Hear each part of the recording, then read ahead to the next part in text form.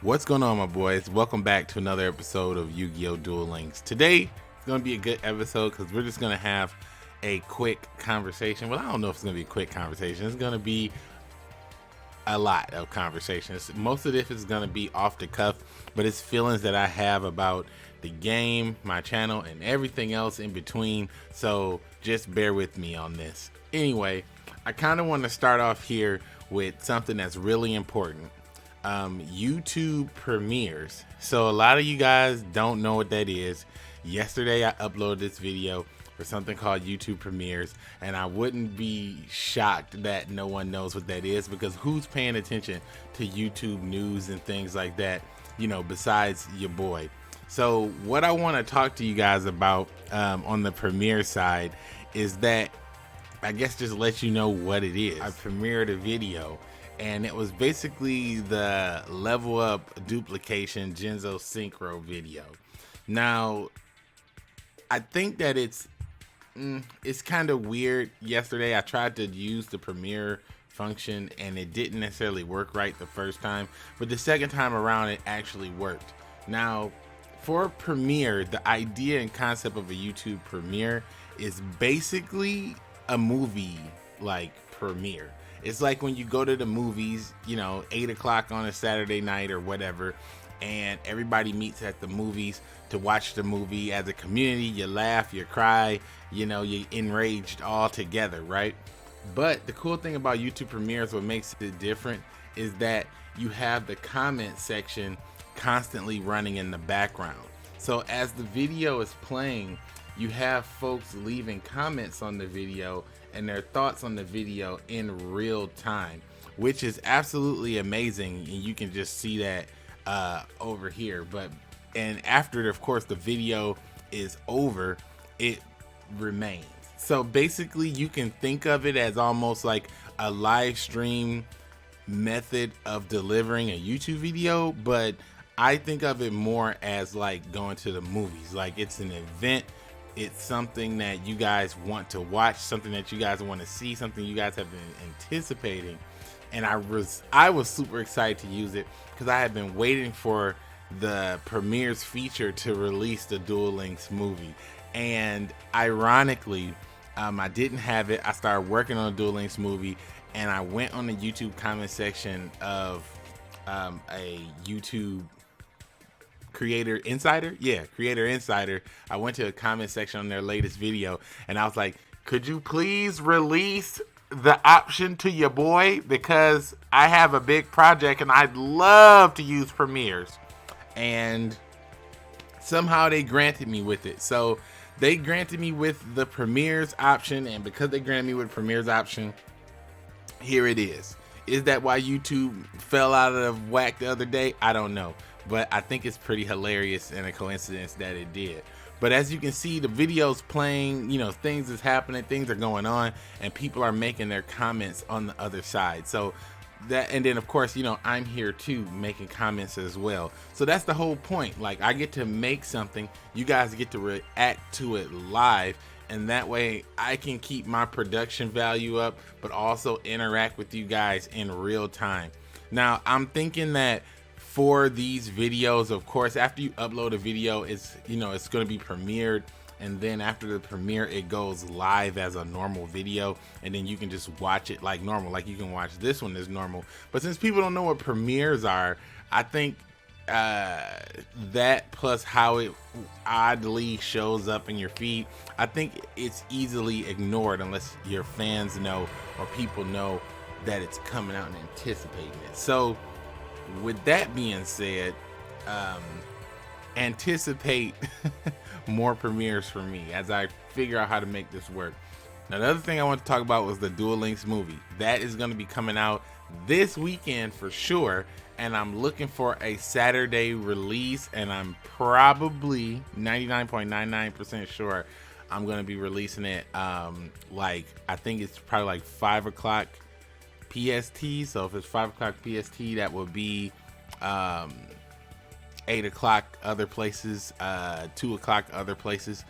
and probably completely different times all around the world. But I think that's the time I'm going to do.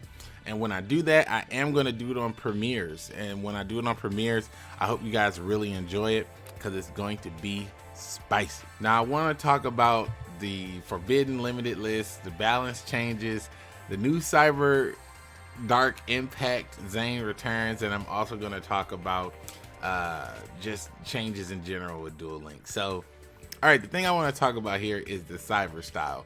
Everybody knows Zane got nerfed, and of course, you know, Konami's just constantly nerfing characters, and to me, I find that very annoying. I don't like it very much when they nerf characters that have skills that are just, you know, just outright nice toolbox skills, because in my mind, Konami has a wealth of cards that are already created in the Yu-Gi-Oh pool. They know what's going to be effective and what's not going to be effective. Like, they knew when they released Amazon's Onslaught, it was going to push the game and the meta into a more advanced format, because it's forcing people to deal with a continuous trap that banishes all their monsters. So they knew from the get-go that that card was going to be a polarizing card, similar to Cyber Angels were going to be polarizing monsters. They knew this. So because they knew this, when they release these things and then they turn around and nerf these characters, it does annoy me, because you knew from the get-go, from the offset, you knew that Cyber Style was going to be used outside of Cyber Dragon decks. You knew that people were going to tribute the Cyber Proto Cyber Dragons, because when you activate your skill, if your opponent had a floodgate, they can't even play the floodgate, because it's a skill activation and the monsters are just placed on the board, not summoned. So you knew that people were going to use those cards that way. So why in the world would you release a skill like Cyber Style and just now think, well, damn, nobody's using it to make Cyber in? You think? Like, that really annoys me. And I'm not really sure why it annoys me. I can't give you a logical reason why it annoys me, but it just really bugs me and grinds my gears that Konami knows the cards that are going to be out in the future. They know the cards that are going to be out right now, and they know the cards that you know, that they've already released in the past. And when they release these new cards and they release a statement like this down the road, it makes me feel like either they're asleep at the wheel or they're being manipulative. They released the Cyber Style in Zane so that you could put your money in the next box and invest in UAs, because that's what people mainly used it for. You know, they took Econ down to 2 when they dropped Cyber Style, because they knew when you have Cyber Style at 3 and 3 Econs, it's just disgusting. Like, they knew that. So again, it's like, you know, these things, why do they exist? Like, if the only reason you made it is to push people into a box or into a certain style of play, I mean, even though that's not particularly the best tactic, I guess I could respect that, because I mean that was the move that you used because you wanted people to move into a new box. However, I really just don't like it. I just really think that that's just, I don't know, I feel like it's just scummy. Life cost 0 is something else very similar. You know, they're making a nerf to this skill. It's like you knew that this skill was broken from the get-go, and then you released the coin flip Gatling Dragon to just pop any card, and you release that at 3, and you have life cost 0 out. You didn't expect anybody to put Gatling Dragon into their life cost 0 deck. I don't believe that. So it's like, you know, they make these skills and they make these abilities and they put them out there as if they don't know if people are gonna find these things. If you don't want people to play these decks or play these things, why release them in the way that you are? You know, and then you go back and you nerf it. I just don't like that. I just really don't like that. But every time, like, it'd be different if they were releasing brand new cards that have never been seen before, brand new cards never released in the game of Yu-Gi-Oh! Period. And that, to me, would mean, okay, cards that have never been seen before ever in the game of Yu-Gi-Oh! Perfect time to go back and nerf a skill, because we didn't even fathom this card yet. But they're basically taking cards that are already printed in the physical game and dropping them in the Duel Links. And if that's what they're doing, you know how these things are gonna affect one another. So just make the skill right from the jump. Don't why make it broken? But I don't know. I know my boy's gonna be. I know I got a couple dudes that really love Life Cost Zero. A lot of fans and a lot of people really love Life Cost Zero. So I can definitely see that's gonna be a hurt for a lot of people. And then also I want to talk about this really quick and touch on these things. Like, again, it's almost that same argument. You knew these cards were broken when you released them, and then you let us play with them for all this time. For example, Amazoness Onslaught was just a terrible card. It's just so powerful and so oppressive. But to release something like this and no other archetype has a card like this, you know, it's just clearly pointing us in one direction. It's saying play Amazoness or lose, or play Amazoness and have a hard time. And I totally understand, again, why they would do something like this, because people are like, man, there's no free to play options to play this game. So they drop something like this, but they drop something so polarizing and so broken that it's like, well, you have to play this. Or you can play other things, but most of the people that, for example, are quote unquote free to play, are gonna come and build this deck for free and then use a couple dollars to throw in some Cosmic Cyclones or whatever else they want to put in here because they had to pay for it to get it. But at the end of the day, this is a free deck with a ridiculously broken card, and you're finally putting it down to 1. So thanks. At this point, they put it down to 1, honestly, I'm sure, because they want to discourage people from playing this deck. And to be real, you know, to promote those synchros. Like, you know, how are synchros going to be successful at a large scale when they don't have any cards that can just banish back row? Because you can't destroy this card. If you destroy this card, your opponent's going to get back a monster for free. So they don't have anything that can banish back row, and they don't want to release anything that's going to banish back row right now. So because of that, you have to nuke this card. You have to put it down to 1, because playing around it is just impossible. You have to have a perfect hand or something to deal with this on the turn it's played, because your opponent's gonna, at the time, was playing 3 of these, and they could just summon it, and constantly search their deck for any card they wanted, and this is the card they always wanted. So again, when it first dropped, I said it was broken. People said I was crazy. People said that I was a silly man because I said that this card was broken. And I kind of wish I could go back and look at those people's comments and be like, I just gonna laugh at them. I just don't understand. And then Vision Hero Vion. This is another card that's just really freaking good. And again, you shouldn't have cards like Vision Hero Vion and Amazon's Princess unless everybody has a card like that. This is straight up Stratos, and this is like a Stratos if he was nerfed a little. Like, this card will send a card from your deck to the grave and banish the card to grab a polymerization. At least you gotta throw that card that you threw from the deck away, rather than you being able to throw that card from the deck away and then just get the polymerization. You know, at least there's like a stipulation with this. Like, the card goes to the grave. If I had something to banish it, I could banish it. You can play around this card a little bit. But this card, you can't do anything about it except for straight up negate the effect. And if you don't negate the effect, it's gonna go off. So yeah, of course, oppressive. So now we're on Wiz. Now, just to talk about Wiz really quick, you can clearly see and understand why Wiz had to be knocked down to 2, because Wiz was just disgusting. Like, having a card that can be special summoned for free, that gives you life points, and negates a spell or trap by discarding a card, which is nothing because you have a spell card to bring those monsters back. Again, you release something like this and you release it at 3. It's almost like they don't expect people to play it. Like that's what I think is funny. They just release these cards and then like nobody's gonna use them. Like, they're gonna fly under the radar. And of course everybody uses them and they get broken.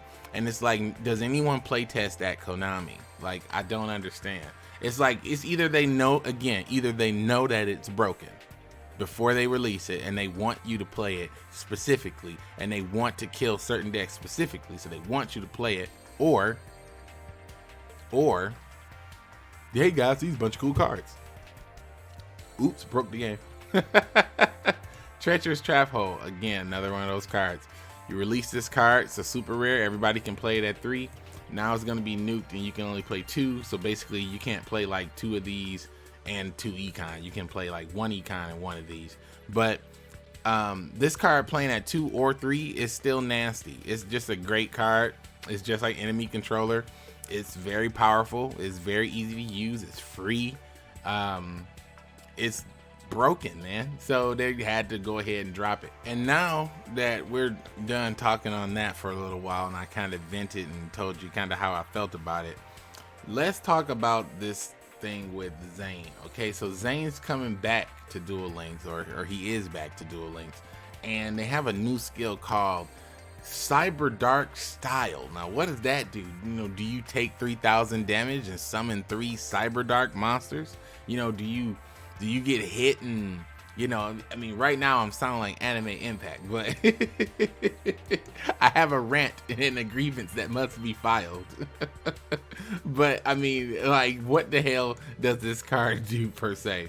I mean, does this skill do per se? And it says can only be used. Your life points are 1,800, decreased by 1,800. Instead of your normal draw, you can draw a random Cyber Dark monster instead. Can only be used. It will be made available through other methods in the future. So basically, it's one of those draw senses, but it's draw sense Cyber Dark, which I think is whatever. Like I don't really know how powerful these cards are in Duel Links format, because I haven't seen anybody play a successful Cyber Dark deck. So maybe I think maybe 1 or 2 of these cards are kind of new. Yeah, this is new. Cyber Dark Claw. Okay, we're gonna get Claw. That one I remember was pretty good, and we're also getting Cyber Dark Cannon. Okay, well we do got actually 2 pretty good Cyber Dark monsters that are coming now, that I guess are coming through this event. So maybe we could see something from Cyber Dark Style. But again, you see how weak Cyber Dark Style is, how it's essentially just draw sense dark, and you know, that's what Cyber Style should have been.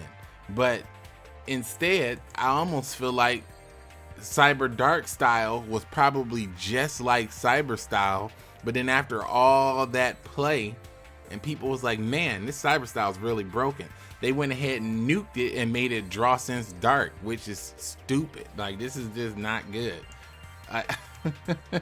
Like, I mean, I'm sure that draw sense dark or Cyber Dark Style can be useful. Again, we got stuff like Cyber Dark Cannon now, but still, it says a random Cyber Dark monster, so it could be anything. So you'd be almost better off playing this in Destiny draw. You take an additional 200 damage, you can get any 1 card you want. Play 2 Cosmic Cyclones, call it a day. If it's really that important to you to draw cards after taking 1,800 damage, you know, play Cosmic Cyclone in there and let your opponent hit you for 18, flip the Cosmic, pop the back row, Destiny draw. Like, you know, it's, again, so what point is this skill? So don't introduce a character and then introduce a new skill and call it something as cool as Cyber Dark Style, but for whatever reason it's garbage. It's just draw sense dark, and I just don't like that. Unless I'm reading it wrong. Did I read it wrong? Am I just a moron? Can only be used each time your life points decrease by 1,800. Instead of your normal draw, you can draw a random Cyber Dark monster. Yeah, I did not read it wrong, and it says monster, not card either. Yeah, monster, not even card. So I don't know. I just don't like that at all. I think that this is very, very, very much lackluster. And Cyber Style, I mean, I honestly felt like Cyber Style represented Zane Truesdale very well. Like, it was a very tough, aggressive ability that you could only use if you had taken a bunch of damage. You know, this is a character that dealt with a lot of internal and external pains in his life and dueling career. So it only makes sense that the pain pushes him to his highest level of gameplay, which is summoning 3 monsters for free, and then you can execute amazing plays. That made sense. You know, I could see them saying like, well, I could see them saying we're gonna reduce the number of proto cyber dragons you can summon. Like if they reduced it to 2, like, you know, you can only summon 1 for each 1,500 points of damage. So then that would mean you would take 3,000 damage and you can only summon 2. But that might make it even better, because a lot of times when you have the cyber style skill, sometimes, especially when you're playing UAs, you can't use it if they knock you down 3,000 damage and you don't have a 2 tribute monster to clear up your board. You might only have a 1 tribute monster, and which is the rebounder, and 1 turn to win the game, and sometimes that's not enough. So yeah, I mean, I just really feel like they shouldn't have just straight up killed it. And Cyber Dark style is just whatever. Coming up is a new mini box, and I have not taken a look at that yet. It's like a Power Tool Dragon on the cover. I've been seeing thumbnails and stuff like that. Since it was leaked, and more than likely you're gonna see something from it from Konami officially in the app. Once that does come out, I'm actually gonna take a look at the cards, and I'm going to do a premiere of me not opening packs, but a premiere of me talking about reviewing the cards. Then I'll be sitting in the chat to talk with you guys, and I'm going to try out premieres that way. But I'm going to be trying out a couple new things. Remember that the Duel Links movie is going to be this Saturday coming up, and we're going to premiere that. And I hope you guys really enjoy the Duel Links movie. We had a lot of people collaborating and working on this, and I have showed it to a few Duel Links YouTubers, and they like it. I showed it to like 4 people so far, and it was all positive feedback. They were all shocked and amazed, so I feel good about it. I'm not going to reveal who, but I did show it to some people, and they really did think it was they thought it was cool.